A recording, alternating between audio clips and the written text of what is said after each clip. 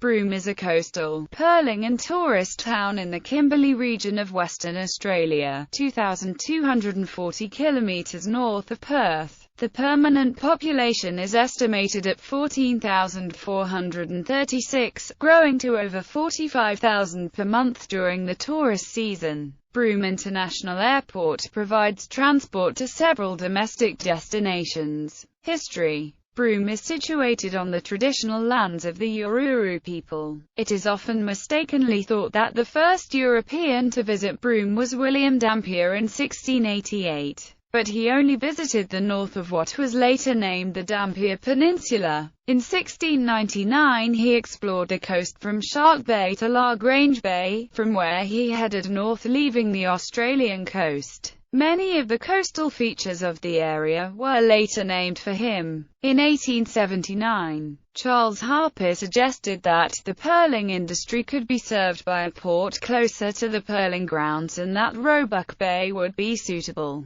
In 1883, John Forrest chose the site for the town, and it was named after Sir Frederick Broome, the Governor of Western Australia from 1883 to 1889. In 1889, a telegraph undersea cable was laid from Broome to Singapore, connecting to England, hence the name Cable Beach given to the landfall site. Pearling industry. The town has a deep history based around the exploits of the men and women who developed the pearling industry, starting with the harvesting of oysters for mother-of-pearl in the 1880s to the current major cultured pearl farming enterprises. At first, Aborigines were blackbirded and forced to dive naked, with little or no equipment. Pregnant girls were preferentially used as they were believed to have a superior lung capacity. In 2010, the Shire of Broome and Kimberley commissioned a memorial to the indigenous female pearl divers.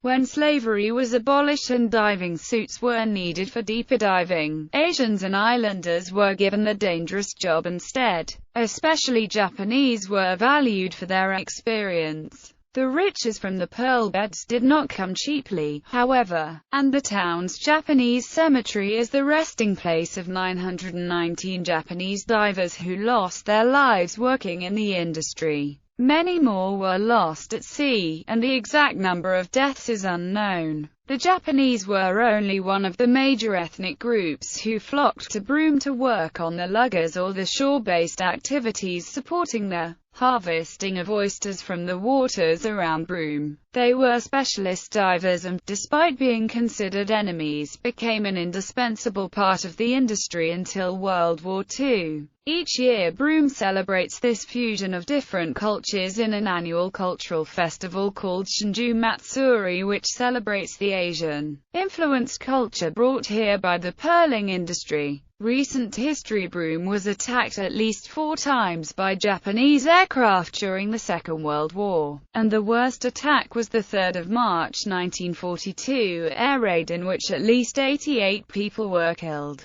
In 1950, Broome was the setting for Arthur Upfield's novel, The Widows of Broome, 12th novel featuring Detective Inspector Napoleon Bonaparte. The West Australian mining boom of the 1960s, as well as the growth of the tourism industry, also helped Broome develop and diversify. At Ganthium Point and 30 meters out to sea are dinosaur footprints dated as early Cretaceous in age. The tracks can be seen only during very low tide. In 1996, some of the prints were cut from the ground and stolen, but have since been recovered. Plant fossils are also preserved extensively in the Broome sandstone at Ganthium Point and in coastal exposures further north. Racial segregation was common in Broome until the 1970s. Broome entered into a sister city agreement with Taiji, Japan in 1981 as historic ties between the two towns date back to the early 1900s, when Japan became instrumental in laying the groundwork of Broome's pearling industry. The annual dolphin hunt in Taiji was the subject of the 2009 documentary The Cove, and sparked a unanimous decision by the town's council, headed by Graham Campbell, to end the relationship with Taiji if the dolphin hunt were to continue. The decision was reversed in October 2009. Cable Beach named in honor of the Java to Australia undersea telegraph cable which reaches shore here. Cable Beach is situated 7 kilometers from town along a bitumen road. The beach itself is 22.5 kilometers long with white sand, washed by tides that can reach over 9 meters. The beach is almost perfectly flat.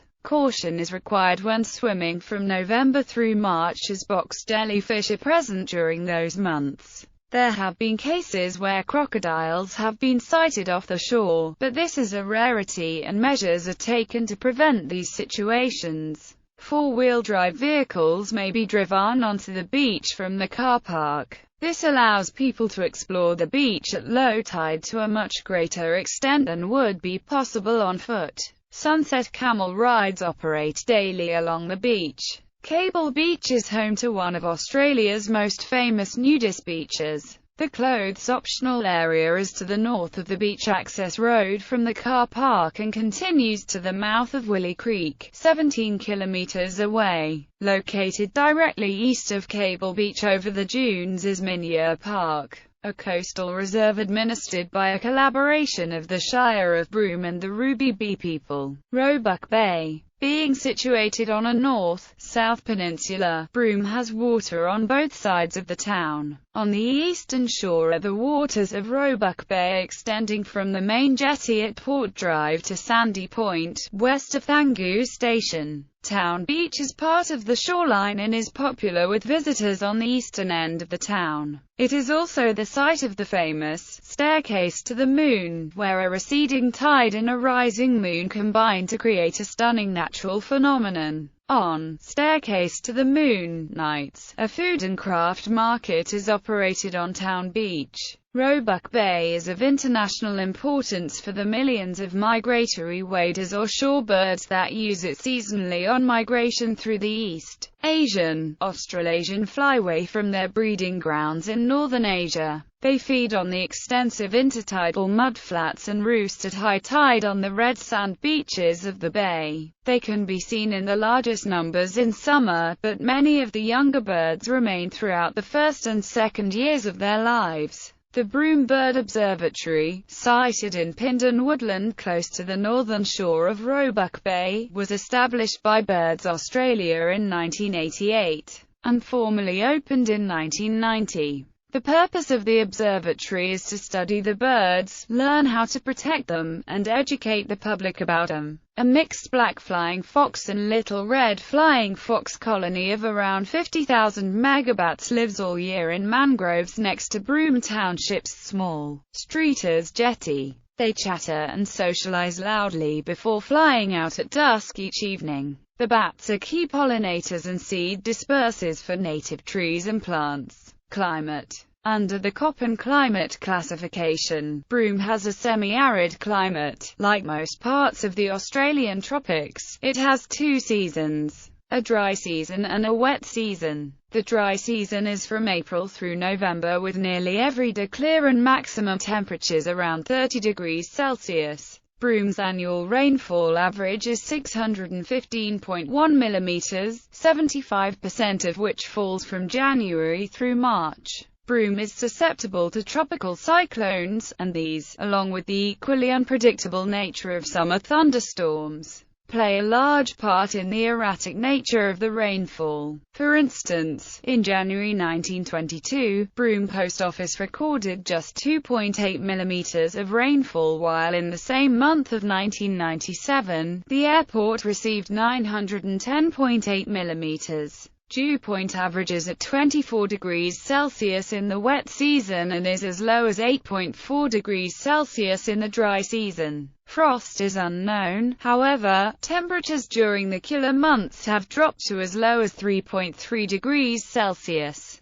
Broome observes an average of 48.4 days a year that record measurable precipitation. Media. Localized television stations available in Broome include GWN7, SBS, Win Television Western Australia, ABC Television Western Australia and Gulari Media. GWN7 broadcasts a half-hour news program for regional WA, GWN7 News, at 5:30 p.m. on weeknights, with the district's newsroom covering Broome and surrounding areas based in the town. Sport and recreation. Broome hosts a lawn bowling club and a golf club. The town also has 4 Australian rules football clubs: Broome Bulls Football Club, the Broome Saints, Towns and Cable Beach, all competing in the West Kimberley Football Association, with games played at Haynes Oval. Save the Kimberley campaign. The Broome community led a campaign to protest against a proposal to industrialise the James Price Point outside of Broome. The campaign has received ardent support from public figures such as John Butler, Missy Higgins, Claire Bowditch and former leader of the Australian Greens, Dr. Bob Brown. A concert for the campaign was held on 5 October 2012 at Federation Square in Melbourne, Australia, and was attended by approximately 6,000 people. Much of the concern was due to the myriad of well-preserved dinosaur tracks that are found in the intertidal zone outside of Broome. These include possibly the largest known dinosaur footprints, sauropod tracks upwards of 1.7 meters long. It is suspected that the sauropod that made these tracks might have been 7 to 8 meters tall at the hip.